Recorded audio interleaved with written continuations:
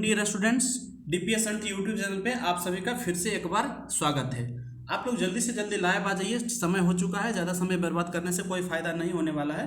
तो आप लोग जल्दी से जल्दी लाइव आइए और आज की क्लास हम लोग स्टार्ट करेंगे।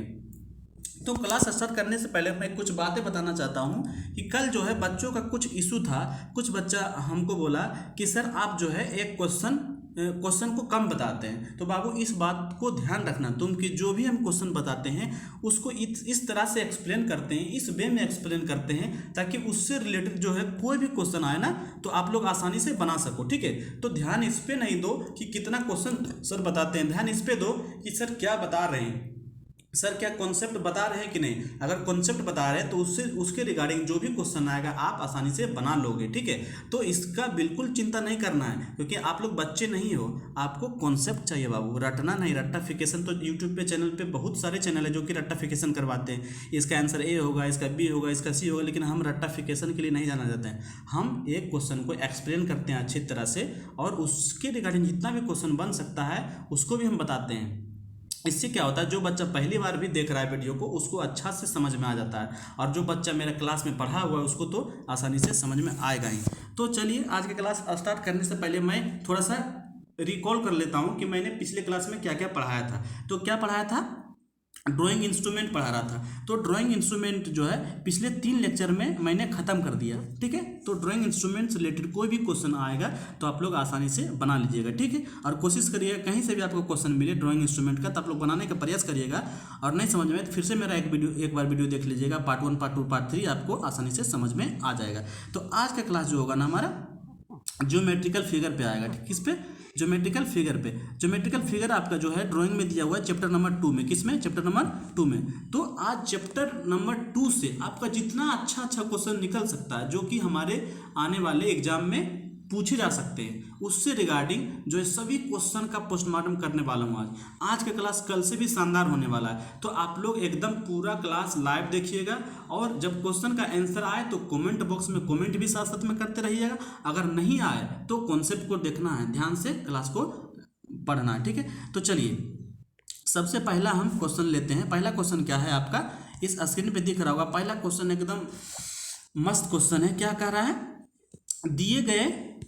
दिए गए चित्रों का उनमें उनके नाम के अनुरूप पहचान कीजिए। देखिए अब हमको चित्र दे दिया, 4 चित्र है ना। ऑप्शन नंबर ए में जो चित्र है, बी में है, सी में है, डी में। इस चित्र को देख करके हमको पता करना है कि ये कौन सा ट्रायंगल है। ठीक है, तो आइए हम एक एक करके पता करते हैं। तो बाबू ये सब जो है ना आप लोग 10th में पढ़े होंगे, 7th में पढ़े होंगे, 8th में पढ़े होंगे, 9th में पढ़े होंगे, सभी क्लास में पढ़ते आ रहे हो। तो इसमें क्वेश्चन अगर गलती होता है तो बहुत निंदनीय है, ये आपके लिए अच्छी बात या अच्छी सूचना नहीं है। आप लोग इसमें बिल्कुल गलत नहीं करिएगा। ठीक है, अगर जो बच्चा नहीं भी पढ़ा है, जो भूल गया है, तो आज ये वीडियो देखेगा और इसको समझेगा, इसके बाद वो गलती नहीं करेगा। ठीक है, तो चलिए इसका पोस्टमार्टम करना स्टार्ट करते हैं। तो पहला कौन सा ऑप्शन दिया है, विषम बाहु त्रिभुज। विषम बाहु त्रिभुज मतलब स्केलिन त्रिभुज, स्केलिन ट्रायंगल। तो स्केलिन ट्रायंगल किसे कहते हैं, विषम बाहु त्रिभुज किसे कहते हैं, जिस त्रिभुज का कोई भी भुजा आपस में बराबर नहीं हो उस त्रिभुज को कहते हैं स्केलिन ट्रायंगल या तो विषम बाहु त्रिभुज। ठीक है, तो ऑप्शन में देखिए कि कौन सा ट्रायंगल है जिसका कोई भी भुजा आपस में बराबर नहीं है। तो देखिए इसमें हम लोग ऑप्शन नंबर डी में दिख रहा है कि इसका कोई भी भुजा आपस में बराबर नहीं। देखिए ये कुछ और है, इसका साइज कुछ और है, इसका साइज कुछ और है। ठीक ना, तो ये हमारा 1 नंबर ऑप्शन का आंसर कहाँ आ जाएगा, ऑप्शन नंबर डी। ठीक है, पहचान गए, पहचानने के लिए बोल रहे हैं ना, तो पहचानने के लिए सीखिए। नहीं समझ में आएगा तो वीडियो को बार बार देखिएगा तो समझ जाएगा। दूसरा क्या है, ऑब्ट्यूस एंगल ट्रायंगल, मतलब जिस त्रिभुज का एक कोण 90 डिग्री से अधिक होता है तो उस त्रिभुज को हम लोग कहते हैं ऑब्ट्यूस एंगल ट्रायंगल। देखिए इस प्रकार से आपका त्रिभुज जब बना रहेगा तो क्या होगा, ये जो एंगल है ना हमारा, ये एंगल हमारा 90 से अधिक होता है। 90 वाला तो ऐसे होता है ना, तो 90 से अधिक है, तो इस प्रकार के त्रिभुज को हम कहते हैं अधिक कोण त्रिभुज। तो इसमें कौन सा देखिए ऑप्शन दिख रहा है, तो ऑप्शन नंबर सी हम लोग देख पा रहे हैं कि इसमें एक जो एंगल है ये वाला, देखिए ऑप्शन नंबर ये, इसमें एंगल जो होता है 90 से अधिक है ना।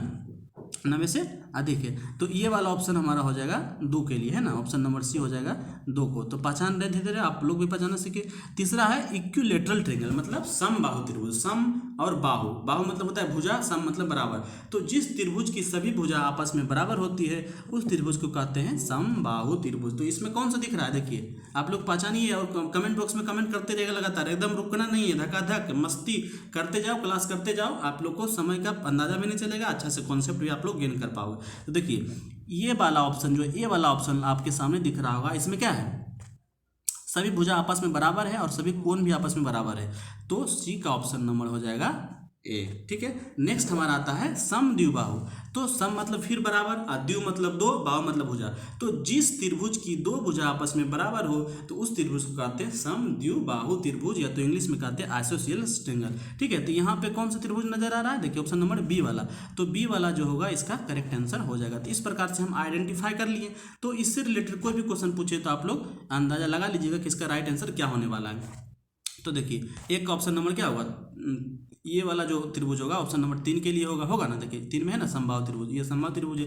दूसरा जो हमारा ट्रायंगल होगा ये ऑप्शन नंबर 4 के लिए होने वाला है ना, 4 में देखिए क्या है, समद्विबाहु। तीसरा जो होगा इसी प्रकार से ऑप्शन नंबर 2 के लिए, और चौथा जो होगा ऑप्शन नंबर ए यानी विषमबाहु त्रिभुज होगा। इस प्रकार से ट्रायंगल से रिलेटेड कोई भी ड्राइंग में क्वेश्चन आए तो आप लोग को छूटने वाला नहीं है, आप लोग से छूटने वाला नहीं है, ठीक है। तो नेक्स्ट स्लाइड को भी आप लोग देख लीजिएगा, इसको भी आप लोग समझ लीजिएगा। देखिए यहाँ पे भी हम उसी स्लाइड को उसी चीज़ को दिखा दिए कि ट्रायंगल को जो किस तरह से हम लोग डिवाइड किए हैं। तो एक जो डिवाइड करते हैं हम लोग ट्रायंगल को, एक लेंथ के हिसाब से, उसका जो भुजा होता है तो भुजा के हिसाब से त्रिभुज को 3 भाग में डिवाइड करते हैं, जिसमें से पहला आता है समबाहु त्रिभुज, मतलब सभी भुजा बराबर हो। दूसरा आता है समद्विबाहु, मतलब आइसोसेलेस ट्रायंगल, जिसका 2 भुजा आपस में बराबर हो। तीसरा आता है विषमबाहु त्रिभुज, जिसका कोई भी भुजा आपस में बराबर नहीं हो। इस प्रकार से भुजा के हिसाब से 3 भागों में बांटा गया है। तो अगर पूछे क्वेश्चन की भुजा के हिसाब से त्रिभुज को कितने भागों में बांटा गया है तो इसका आंसर देना ऑप्शन नंबर 3 भागों में, ठीक है। दूसरा जो हम बांटते हैं एंगल के हिसाब से, है ना, त्रिभुज को 2 ही हिसाब से बांट सकते हैं ना, क्योंकि इसके पास भुजा है और एंगल है। तो भुजा के हिसाब से बांटते हैं, अब एंगल के हिसाब से। तो एंगल के हिसाब से भी त्रिभुज का 3 टाइप होता है। कौन कौन टाइप होता है, एक होता है राइट एंगल ट्रायंगल, मतलब जिस त्रिभुज की एक कोण 90 डिग्री का हो उसे हम राइट एंगल ट्रायंगल कहते हैं। इसमें आप लोग को दिख भी रहा होगा, लिखा हुआ भी है कि ये राइट एंगल ट्रायंगल। दूसरा हमारा आता है एक्यूट एंगल ट्रायंगल, मतलब जिस त्रिभुज का प्रत्येक कोण जो होता है ना 90 से कम हो, देखिए दिख रहा है ना, सभी कोण 90 से कम है, यहाँ पे शो भी किया है, तो उसे हम कहते हैं एक्यूट एंगल ट्रायंगल। नेक्स्ट है हमारा ऑब्ट्यूस, ओब्लिक नहीं, ऑब्ट्यूस एंगल ट्रायंगल है, ये गलत लिखा गया है, ऑब्ट्यूस होगा, ठीक है। तो ऑब्ट्यूस एंगल ट्रायंगल क्या होता है, जिस त्रिभुज का पर एक कोण कम से कम 90 से अधिक हो, यहाँ पे शो भी किया हुआ है, तो उसे हम कहते हैं ऑब्ट्यूस एंगल ट्रायंगल, या तो हिंदी में अधिक कोण त्रिभुज। इस प्रकार से ट्रायंगल का जो है टाइप्स हमने पढ़ लिया, भुजा के आधार पर भी और कोण के आधार पर भी। तो नेक्स्ट स्लाइड में जो क्वेश्चन आने वाला है उसका जवाब आपको क्वेश्चन आने के तुरंत बाद कॉमेंट बॉक्स में देना है ना, गलती नहीं होना चाहिए। तो चलिए नेक्स्ट स्लाइड में हम लोग चलते हैं। पहला क्वेश्चन आप लोग के सामने दिख रहा होगा, क्या दिख रहा है, देखिए ध्यान से देखिए, गलती नहीं होना चाहिए। पहला क्वेश्चन है, जिस त्रिभुज के तीनों कोणों में से किसी एक कोण का मान 90 से अधिक परंतु 180 से कम हो उस त्रिभुज को किस नाम से संबोधित किया जाता है। तो अभी बताया ना कि जिस त्रिभुज का एक जो कोण होता है ना 90 से अधिक होना चाहिए लेकिन 180 से कम होगा, तो इस त्रिभुज को किस नाम से संबोधित किया जाता है। तो इसका आप लोग कमेंट में आंसर दीजिए, जल्दी जल्दी फटाफट दीजिए। हाँ गुड, ठीक है, जिसकी गलती वो ध्यान दीजिएगा। तो इस त्रिभुज का नाम है हमारा क्या नाम है, अधिक कोण त्रिभुज। तो इसका करेक्ट आंसर हो जाएगा ऑब्ट्यूस एंगल ट्रायंगल इंग्लिश में, या तो हिंदी में अधिक कोण त्रिभुज। नेक्स्ट क्वेश्चन किसी का गलती नहीं होना चाहिए, जिसका गलती हुआ है वो ध्यान दीजिएगा, ठीक है। नेक्स्ट क्वेश्चन हमारा धमाकेदार आ रहा है, एकदम इजी क्वेश्चन है, गलती का चांसेस बिल्कुल नहीं करना है। देखिए क्या कर रहा है, जिस त्रिभुज के तीनों कोणों में से प्रत्येक कोण का मान 90 डिग्री से कम हो उसे किस नाम से जाना जाता है। बस इसको भी आप लोग अगर गलत करिएगा तो क्या होगा, ये अच्छी बात नहीं होगा। तो इसका करेक्ट आंसर हो जाएगा, क्या होगा बताइए आप लोग, गुड, हाँ ये होगा एक्यूट एंगल ट्रायंगल, मतलब जिस त्रिभुज का सभी कोण 90 डिग्री से कम होता है उसे हम कहते हैं न्यून कोण त्रिभुज। नेक्स्ट क्वेश्चन आ रहा है, एकदम गलती नहीं करना है। हाँ नेक्स्ट क्वेश्चन ला रहे हैं स्लाइड में, ठीक है। हाँ नेक्स्ट क्वेश्चन कहते हैं, जिस त्रिभुज की 2 भुजाएं समान हो उसे किस नाम से जाना जाता है। सब कुछ बता चुके हैं थ्योरी में बाबू, 2 स्लाइड एकदम अच्छा से उसमें समय देके बताएं, तो गलती बिल्कुल नहीं करना, एकदम आसान भी है, आप लोग पहले पढ़े भी हैं, कुछ नया भी नहीं है, ठीक ना। तो इसका करेक्ट आंसर क्या होने वाला है, कमेंट बॉक्स में जवाब दीजिए। हाँ, good good good good good. तो इसका करेक्ट आंसर आपका हो जाएगा समद्विबाहु त्रिभुज। दो भुजा बराबर है ना, तो आइसोसेलेस ट्रायंगल, ठीक है। तो इसका करेक्ट आंसर हो जाएगा समद्विबाहु त्रिभुज, या तो इंग्लिश में आइसोसेलेस ट्रायंगल। इस प्रकार से हमारा त्रिभुज से रिलेटेड जितना भी क्वेश्चन आ सकता था उसको हमने बता दिया, और जो निकल सकता है आप खुद क्वेश्चन बनाइए, खुद क्रिएट कर सकते हैं, ठीक है। तो चलिए अब आते हैं, एक क्वेश्चन और दिया है जिसके बारे में इसमें बोल रहा है, दिए गए चित्र में त्रिभुज को पहचानिए। तो पहचानिए, आराम से पहचान लीजिएगा, देखिए पहचानिए अब आराम से। यहाँ पे आपका ट्रायंगल दिया हुआ है, इसको पहचानना है। तो इसको पहचानने का तरीका क्या है, हमारा जो त्रिभुज का डिवीजन हुआ था, एक भुजा के हिसाब से हुआ था, दूसरा हमारा हुआ था कोण के हिसाब से, है ना। तो इसमें भुजा और कोण देखना है। देखिए तो इसमें तो हम लोग को लग रहा है कोण जब देख रहे हैं अल्फा, यहाँ पे अल्फा और यहाँ पे गामा, अल्फा अल्फा गामा, मतलब इसमें जो दो कोण है ना, दो कोण बराबर है। तो जब दो कोण बराबर हमारा आ गया तो दो भुजा भी तो बराबर होगा, तो ये भुजा और ये भुजा आपस में बराबर होगा।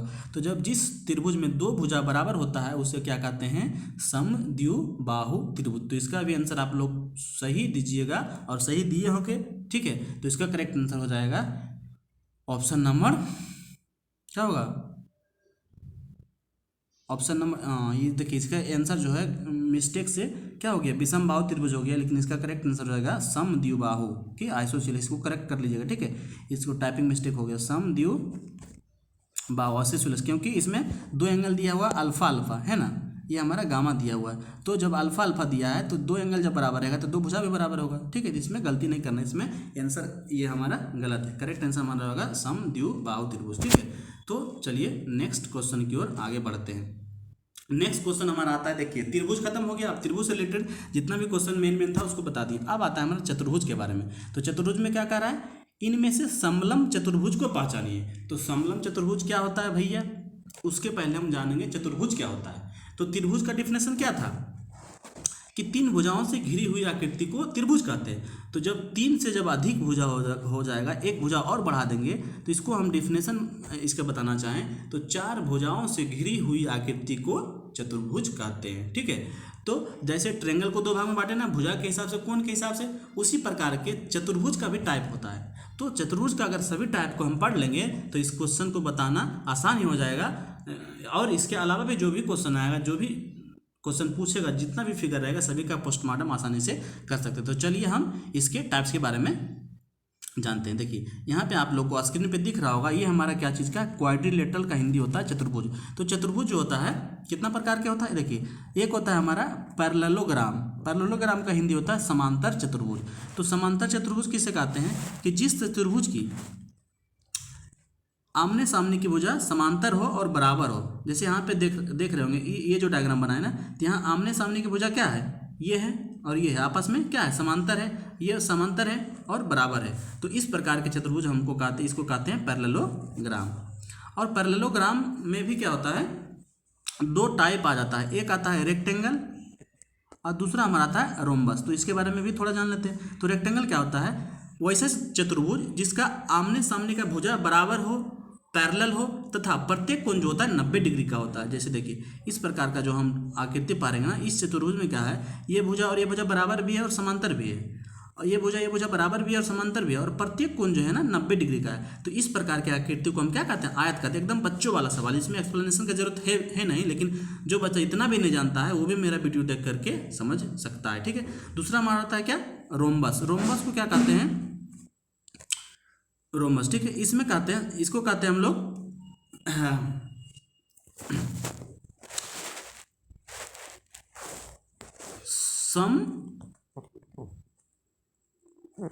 समलम, क्या कहते हैं, समलम। किसका, सॉरी रोम्बस का नहीं, ये इसका है ट्रेपेजाइड का हिंदी है क्या, समलम। तो समलम क्या होता है, जिस चतुर्भुज का दो भुजा आपस में समांतर हो और दो भुजा समांतर नहीं हो, तो उस चतुर्भुज को कहते हैं ट्रेपेजाइड। देखिए यहाँ पे आप लोग को दिख रहा होगा कि इसका दो भुजा है ना आपस में समांतर है, लेकिन दो भुजा समांतर नहीं है। तो इस प्रकार का जो चतुर्भुज रहता है उसे हम क्या कहते हैं, ट्रेपेजॉइड। तो ट्रेपेजॉइड को भी और हम ज़्यादा डिटेल पढ़ेंगे तो इसमें आता है आइसोसेलेस ट्रेपेजॉइड। इसमें क्या हो जाता है कि दो भुजा तो समांतर होता है, और जो वो समांतर जो भुजा हमारा है इधर का और इधर का, ये आपस में क्या होता है, बराबर होता है। जैसे देखिए ये है ना, ये दो भुजा समांतर होगा, होगा, और इधर का जो भुजा होगा जो वो समांतर नहीं है वो भी आपस में बराबर होगा, समांतर नहीं होगा लेकिन ये बराबर होगा। तो इस प्रकार के चतुर्भुज को हम कहते हैं आइसोसेलेस चतुर्भुज। और इसका जो होगा हिंदी होता है सम चतुर्भुज, इसका थोड़ा सा भूल रहे थे, इसका हिंदी होता है रोम्बस, का हिंदी होता है सम चतुर्भुज। तो सम चतुर्भुज का मतलब क्या हुआ, वैसा चतुर्भुज जिस चतुर्भुज का सभी भुजा आपस में बराबर हो तो उससे कहते हैं सम चतुर्भुज। जैसे देखिए है ना, इसका सभी भुजा आपस में बराबर हो, है ना, और कोण जो है 90 डिग्री का नहीं हो, इसका कोण 90 डिग्री के बराबर नहीं होता है तो उसे हम कहते हैं सम चतुर्भुज, है ना। तो यहाँ पे देखिए सभी भुजा होगा ना, सभी भुजा आपस में बराबर होगा लेकिन कोण जो होता है 90 डिग्री के बराबर नहीं होता है। तो इस प्रकार के चतुर्भुज हमारे सम चतुर्भुज कहलाते हैं। नेक्स्ट हमारा आता है स्क्वायर। तो स्क्वायर क्या होता है, स्क्वायर भी एक तरह का क्या है, चतुर्भुज है, रेक्टेंगल टाइप का, जिसमें सभी भुजा होता है आपस में बराबर और प्रत्येक कोण होता है 90 डिग्री का। अंतर इतना है, रेक्टेंगल और स्क्वायर में क्या अंतर है कि सभी भुजा आपस में बराबर होता है स्क्वायर में और 90 डिग्री का सब कोण होता है, और आयत में क्या होता है आमने सामने का भुजा बराबर होता है और प्रत्येक कोण 90 डिग्री का होता है। वैसे इस चीज़ को ज़्यादा डिटेल में बताने का जरूरत नहीं है, तो आराम से इसको आप लोग देख लीजिएगा और जानते भी होंगे। तो इसमें समलम कौन सा होगा, इसका आंसर बताइए, जिसमें दोनों भुजा समांतर हो और सामने सामने का और दो भुजा वो समांतर हो। इसका करेक्ट आंसर हो जाएगा ऑप्शन नंबर बी, है ना। देखिए इसमें दो भुजा आपस में समांतर है और दो भुजा समांतर नहीं है, तो इस चतुर्भुज को हम लोग कहेंगे समलम। इसके अलावा जो ऑप्शन दिया है देखिए, इसमें सभी भुजा समांतर है, बराबर भी है और प्रत्येक कोण 90 डिग्री का है। तो ये हमारा कौन सा चतुर्भुज होगा, कमेंट बॉक्स में जवाब दीजिए फटाक से, हाँ जल्दी जल्दी, गुड गुड गुड।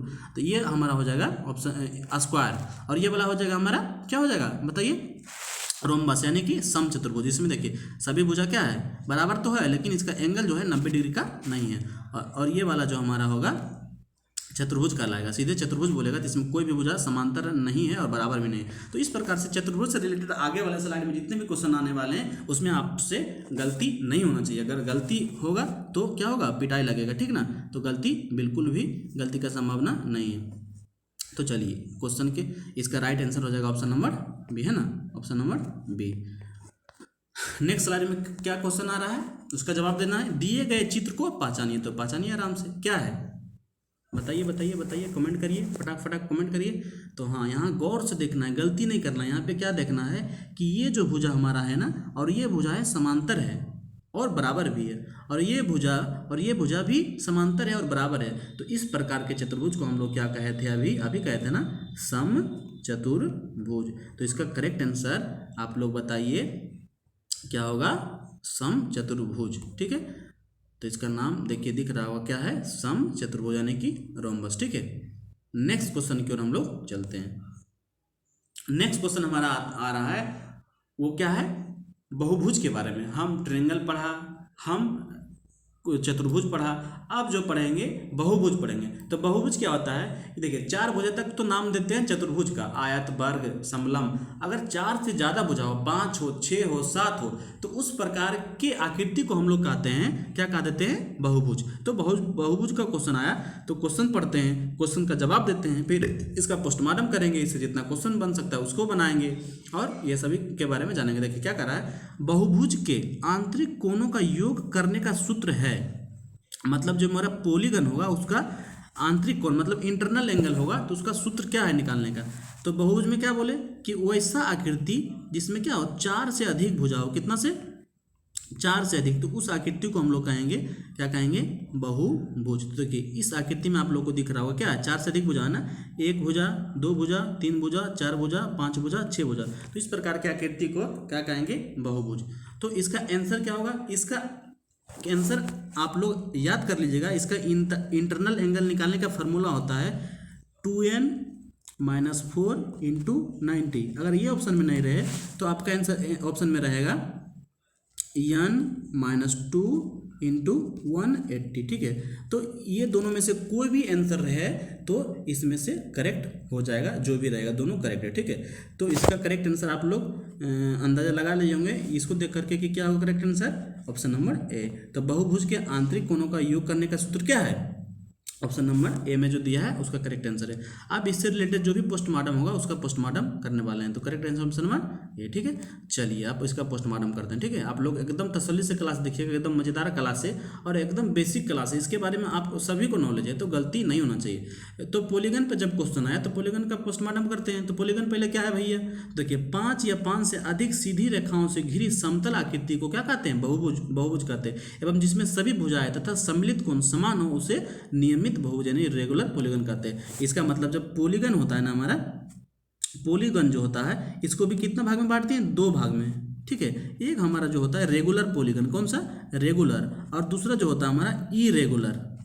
ठीक है, इरेगुलर। तो रेगुलर मतलब क्या होता है, नियमित, मतलब उसका सभी कोण और सभी भुजा आपस में बराबर होता है। और अनियमित मतलब इरेगुलर, इरेगुलर मतलब होता है जिसका सभी कोण और सभी भुजा आपस में बराबर नहीं होता है। तो इस प्रकार से हमारा पॉलीगन का भी कितना टाइप हो गया, मुख्यतः 2 टाइप। लेकिन ये जो इरेगुलर पॉलीगन है ना, इसको हमको ड्राइंग में पढ़ना नहीं है, इसको पढ़ना नहीं है, जिसमें सभी कोण सभी भुजा बराबर नहीं हो, उसके बारे में हमको पढ़ना नहीं। किसके बारे में पढ़ना है, रेगुलर पॉलीगन के बारे में। तो रेगुलर पॉलीगन में सभी भुजा और सभी कोण क्या होता है, आपस में बराबर आता है। तो रेगुलर पॉलीगन जितना भी पढ़ेंगे पॉलीगन आगे, तो हम आप लोग समझिएगा कि रेगुलर पॉलीगन के बारे में पढ़ रहे हैं, ना कि इरेगुलर। ठीक है, तो चलिए हम रेगुलर पॉलीगन में कौन कौन सा आएगा, पहले देखिए आएगा पंचभुज यानी पेंटागन। कैसे, क्योंकि देखिए 4 भुजा रहेगा तो चतुर्भुज है ना, 4 भुजा रहेगा तो हमारा चतुर्भुज। तो जब 5 भुजा हमारा आ गया ऐसे करके देखिए है ना, 3 हो गया, 4 और ये हमारा 5, तो 5 भुजा जिसमें रहेगा उसे हम क्या कहा देते हैं, पंचभुज। उसी प्रकार से अगर 6 भुजा रहेगा तो देखिए ये अगर 6 भुजा हमारा आ जाता है तो इसे हम क्या कहेंगे, षटभुज। क्या कहेंगे, षटभुज। षटभुज का हिंदी इंग्लिश होगा हेक्सागोन। क्या, हेक्सागन। आप लोगों को तो पता होगा, ये सब तो बेसिक क्वेश्चन है। ये हमारा हो गया पेंटागन। उसी प्रकार से अगर 7 भुजा रहे तो हेप्टागन, 8 भुजा रहे तो ऑक्टागन, 9 भुजा रहे तो इस प्रकार नोनागन, डेकागन, इस प्रकार से आगे चलते जाएगा। और इसका एंगल कितना होता है, आंतरिक कोण 108 डिग्री। मतलब जो पेंटागन अभी बनाए ना ऐसे करके, जो ये पेंटागन बनाए, पेंटागन का ये जो एंगल होता है ना, ये जो एंगल होता है, ये जो एंगल होता है, सभी कोण जो होता है ना कितना का होता है, 108 डिग्री का। कैसे होता है इसको भी निकालने के लिए जानेंगे, ठीक ना। चलिए नेक्स्ट हमारा आता है षटभुज। बोले ना जिसमें अगर 6 भुजा हो उसको हम कहते हैं षटभुज। इस आकृति में अंदर के सभी कोण 120 डिग्री के होते हैं तथा सभी 6 भुजाएं समान होते हैं ना। बोले ना अगर 6 भुजा है तो 6 भुजा है तो इसे हम क्या कहेंगे, षटभुज। और इसका प्रत्येक एंगल कितना का होता है, 120 डिग्री। ये सब याद रखना है, ड्राइंग में बनाना है, ये सब का यूज करना पड़ता है। मैथ में तो हम लोग को इसको पूरा डिटेल में पढ़ना ही है, लेकिन ड्राइंग में भी जितना यूजफुल चीज़ है जितना, उसी को हम लोग बता रहे हैं। तो हेक्सागोन में क्या होता है, इंटरनल एंगल 120 डिग्री का, और इसका प्रत्येक भुजा जो होता है बराबर होता है, और नंबर ऑफ भुजा यानी टोटल भुजा मिला करके 6 भुजा होता है। तो ये हो गया हमारा हेक्सागन। उसके बाद हमारा आता है ऑक्टागन। ऑक्टागन मतलब अष्टभुज। तो जिस आकृति में 8 भुजा हो तो उसे हम अष्टभुज कहते हैं। और इसका प्रत्येक कोण कितना होता है, 135 डिग्री है ना। फिर 8 भुजा बना दीजिए आप लोग, बराबर बराबर भुजा बना दीजिएगा। तो 8 भुजा जब बनेगा तो इसका प्रत्येक कोण हमारा कितना का आ जाएगा, 135 डिग्री का। ठीक है, चलिए अब इसको हम क्या करते हैं, एक आकृति के द्वारा समझते हैं। देखिए एक ये हमारा डायग्राम है जिसमें पॉलीगन का प्रकार दिया गया है। पॉलीगन ये तो हमारा ट्रायंगल का तो नाम है और पढ़ भी चुके हैं इसका टाइप, क्वाड्रिलेटरल का भी टाइप पढ़ चुके हैं, है ना। अब जो हमारा था पेंटागन से शुरुआत होती है। देखिए ये 5 भुजा है ना, 5 भुजा है तो इसका नाम है पेंटागन, और इसका इंटरनल एंगल कितना, 108 डिग्री। ये हमारा है हेक्सागन और इसका इंटरनल एंगल 120 डिग्री। ये हमारा है हेप्टागन, ठीक है, और ये हमारा है ऑक्टागन। तो ऑक्टागन का इंटरनल एंगल कितना है, 135 डिग्री। और ये कैसे, इसका निकालने का फार्मूला क्या है, इसका निकालने का एवरी इंटरनल एंगल निकालने का फार्मूला होता है वही वाला जो पहले क्वेश्चन में था, 2n-4 इंटू 90/n। ये तो होता है टोटल एंगल का number of sum of internal angle. और इसका एक कोण निकालेंगे तो इसका भुजा की संख्या से भागा दे देंगे। जैसे एक क्वेश्चन का हम निकाल के भी दिखा देते हैं, पंचभुज का निकाल के दिखाते हैं। तो पंचभुज में नंबर ऑफ साइड कितना होगा, 5 होगा। तो यहाँ पे 5 रखिए फार्मूला में, 2 गुना n के जगह 5 -4 और गुना 90 बटा नंबर ऑफ भुजा 5 है तो नीचे भी 5 से डिवाइड करना, ठीक है। तो यहाँ पे कितना हो जाएगा, 2n -4 यानी 5 दूना 10, 10 में से 4 गया तो 10 में से 4 गया तो कितना 6, और 6 को गुना करेंगे 90 से, तो 90 गुना 6 कितना होगा, 9 छक 54, और इसको जब 5 से जब डिवाइड करेंगे तो आएगा हमारा 108 डिग्री। इसी प्रकार से किसी भी बहुभुज का आप लोग एवरी इंटरनल एंगल निकाल सकते हैं। तो उम्मीद करते हैं इसके बारे में आप लोग को कुछ पता चला होगा। पॉलीगन क्या होता है, पॉलीगन कितने टाइप के होते हैं, रेगुलर पॉलीगन का फिर कितना टाइप होता है, इसके अलावा पॉलीगन का प्रॉपर्टी क्या क्या होता है इसके बारे में भी जान लेंगे, तब इससे कोई भी मेरा क्वेश्चन नहीं छूटने वाला, ठीक ना। तो चलिए प्रॉपर्टी के बारे में जानते हैं, इसका क्या क्या प्रॉपर्टी हो सकता है। देखिए, तो पहला प्रॉपर्टी जो हमारा आता है पॉलीगन का, पहला प्रॉपर्टी होता है पॉलीगन का आंतरिक कोणों का योग जो होता है ना, ये कितना होता है 2n-4 इंटू 90। ये तो बता चुके हैं ना, सबसे पहले स्लाइड में यही हमारा क्वेश्चन था कि बहुभुज के आंतरिक कोणों का योग का निकालने का सूत्र क्या है, तो यही हमारा सूत्र है ना, आंतरिक कोणों का योग। अगर एक कोण निकालेंगे तो भुजा की संख्या से भागा दे देंगे, जो कि अभी पिछले स्लाइड में हमने बताया है, ठीक है ना। जिसको पता है तो ये क्या करिएगा, आराम से देखिएगा और क्वेश्चन का जवाब दीजिएगा। नेक्स्ट हमारा इसका प्रॉपर्टी आ जाता है, नेक्स्ट प्रॉपर्टी है नियमित बहुभुज के कोने यानी कॉर्नर्स वृत्त पर स्थित होते हैं। कहाँ पे, वृत्त पर। रेगुलर पॉलीगन जब हम बनाएंगे ना, जब रेगुलर पॉलीगन हम अगर कोई भी रेगुलर पॉलीगन अगर हम बनाते हैं तो इसका जो कॉर्नर होता है ना, ये किनारा, ये किनारा, ये किनारा, वो सर्किल पे स्थित होता है। ऐसे जब बनाएंगे ना सर्किल पे आ जाएगा। जैसे देखिए हम एक डायग्राम दिखा रहे हैं, इसमें देखिए है ना, ये रेगुलर पॉलीगन है और इसके सभी कॉर्नर ये हो, ये हो, ये सभी कॉर्नर कहाँ पे, वृत्त के परिधि पर स्थित है। तो ये हमारा दूसरा प्रॉपर्टी होता है। कोई भी रेगुलर पॉलीगन का ये प्रॉपर्टी होता है कि इसका जो किनारा होता है वृत्त के कॉर्नर वृत्त पर स्थित होता है। नेक्स्ट जो हमारा प्रॉपर्टी होता है, नेक्स्ट प्रॉपर्टी क्या होता है, नियमित बहुभुज के भुजाएं जो होता है अंदर बनाए गए वृत्त से स्पर्शीय होगा। इसका जो भुजा होता है ना, अगर हम एक सर्कल बनाए ना तो सर्कल से क्या करेगा, स्पर्श करेगा। सर्कल के बाहर जब हम पेंटागन बनाएंगे ना, पेंटागन हम सर्कल के जब बाहर बनाएंगे तो इस प्रकार से क्या करेगा, इसको स्पर्श करेगा, है ना। इसको हम क्या करते हैं, डायग्राम बना के समझते हैं। देखिए ये जो हमारा है ना, ये सर्कल है ना, ये सर्कल है हमारा। और सर्कल के बाहर अगर पेंटागन बनाते हैं, हम बहुभुज बनाते हैं, कोई भी पेंटागन, हेक्सागन, ऑक्टागन, डेकागन, नोनागन, तो सभी का क्या होगा, बाहरी जो किनारा होगा ना सर्कल को स्पर्श करेगा, मतलब एक पॉइंट पे कहीं ना कहीं टच करेगा। देखिए यहाँ पे आप लोग को दिख रहा होगा कि यहाँ पे क्या हो रहा है, टच किया जा रहा है ना, टच किया हुआ, ठीक है। तो ये हमारा हो गया तीसरा प्रॉपर्टी। अब चौथा प्रॉपर्टी क्या है जी, चौथा प्रॉपर्टी क्या होता है, बहुभुज के बाह्य कोणों का योग जो होता है 360 डिग्री होता है। अब बाह्य कोण क्या होता है, इंटरनल एंगल तो हम लोग पढ़ लिए, अब बाह्य कोण क्या होता है इसके बारे में भी जान लेते हैं। देखिए बाह्य कोण क्या होता है ना, कि हमारा बहुभुज है, ऐसे करके बनाते हैं, ठीक है। तो बहुभुज का जो ये तो अंदर का एंगल है, तो इसके सीध में अगर आगे लाइन को बढ़ाया जाए तो ये हमारा ये जो एंगल आएगा उसे हम क्या कहते हैं, बाह्य कोण कहते हैं। क्या कहते हैं, बाह्य कोण। इधर भी अगर लाइन बढ़ाएंगे तो ये हमारा क्या होगा, बाह्य कोण। फिर इधर अगर सीधे लाइन बढ़ाएंगे तो ये जो एंगल आएगा हमारा बाह्य कोण आएगा। इधर एंगल बढ़ाएंगे तो ये एंगल हमारा बाह्य कोण। तो सभी बाह्य कोण का योग जो होता है ना 360 होता है। कितना होता है, 360। कोई भी हो, पेंटागन हो, हेक्सागन हो, ऑक्टागन हो, डेकागन हो, सभी का जो बाह्य कोणों का योग होगा कितना होगा, 360। एकदम यूनिवर्सल फैक्ट है, इसको याद रख लीजिएगा, ये हमेशा आपको काम में आएगा। नेक्स्ट हमारा आप लोग को जो है क्या समझना है इस माध्यम से कि कैसे बाह्य कोण होता है। देखिए ये जो हमारा है ना, ये हमारा पेंटागन है। पेंटागन के क्या किए हैं, साइड को जब आगे बढ़ाते हैं थोड़ा सा, देखिए इधर आगे बढ़ा दिए, है ना, इधर आगे की ओर बढ़ा दिए, इधर आगे की ओर बढ़ा दिए, तो ये जो एंगल बनता है ना, इधर वाला एंगल, ये वाला एंगल और ये वाला एंगल, इसी एंगल को क्या कहते हैं, एक्सटर्नल एंगल या तो बाह्य कोण। तो बाह्य कोण का मतलब समझे होंगे ना।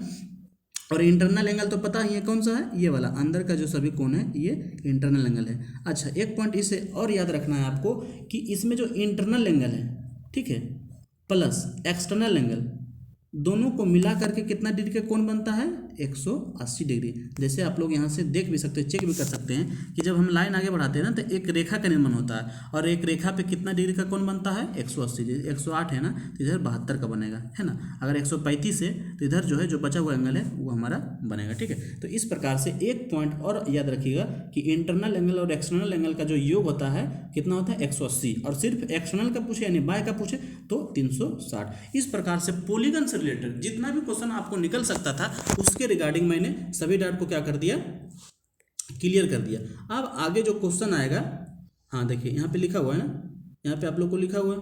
अब जो आगे क्वेश्चन आएगा उसमें आप लोग को क्या करना है, क्वेश्चन का आंसर एकदम करेक्ट कमेंट बॉक्स में बताना है। अगर गलत बताइएगा तो ये पिटाई लगने वाला है, ठीक है। यहाँ पे देख लीजिए इसका जो बहुभुज का आंतरिक और बाह्य कोण का योग कितना है, 180 डिग्री, ठीक है। तो चलिए क्वेश्चन आता है खटाखट। क्वेश्चन क्या है, सम पंचभुज का आंतरिक कोण कितना डिग्री का होता है, यानी रेगुलर जो पेंटागन होता है उसका आंतरिक कोण इंटरनल एंगल। आप लोग फटाफट निकालिए, या तो पिछले स्लाइड में जो बताए थे उसको याद करिए और बताइए हमको फटाफट जल्दी। 5 सेकंड का वेट करते हैं, पॉज लेते हैं, आप लोग सोचिए या तो कैलकुलेशन करिए और कमेंट बॉक्स में फटाफट आंसर दीजिए, ठीक है।